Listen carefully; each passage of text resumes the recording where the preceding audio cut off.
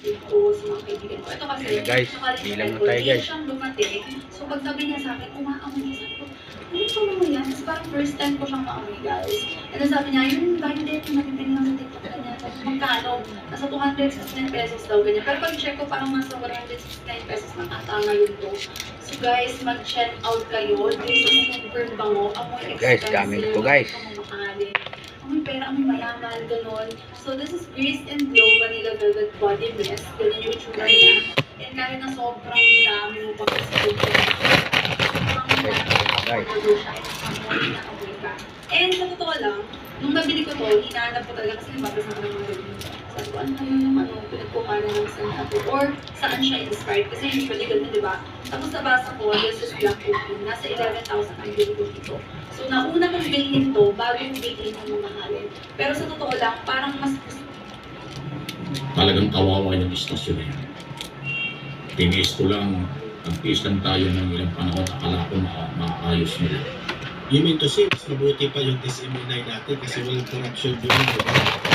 Pero Kano na yan guys? Walang istasyon. Isang daan Kasi guys. hanga ka sa bangag mong presidente, daming corruption, no? Natauhan ka, no? Ang mga balita, in-expose pa rin ni Senator Rapi Tulfo yan, na talagang parang hindi istasyon ng telebisyon ng Office of President. Daming kulang. Lalo nung ngayon, tumutulo ang mga pisang nila dyan, walang aircon ang mga opisina. Tiisin mo. Dahil yan ang gusto mo eh. Diyan, meron ka ng magandang bahay doon sa SMNI, pinalitan mo dyan. You deserve it. Studio dadal ka, isang madalas yan. Yan ang hiningi mo, Mike Abe. Umalis ka sa SMNI, ang ganda-ganda ng buhay mo doon. Pasalamat ka pa na merong kibuloy na mag-correct sa inyo. Eh, ang mahirap sa iyo lumaki yung ulo mo. Ayaw mo nang magpa-correct. Maraming problema ang mga Indian. Napaka-magulo, kawalan ng ang challenge ko. Sa SMNI, hindi kawawa.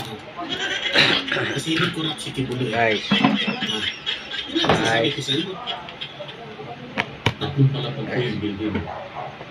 Mula sa ground ko, hanggang third ko, hanggang po konkreta, tumutulog yan. Bumabagsak na yung kaisa na. Dahil sa pag-umulit. So kulang sa maintenance, maraming problema. Pero bakit nakakagawa?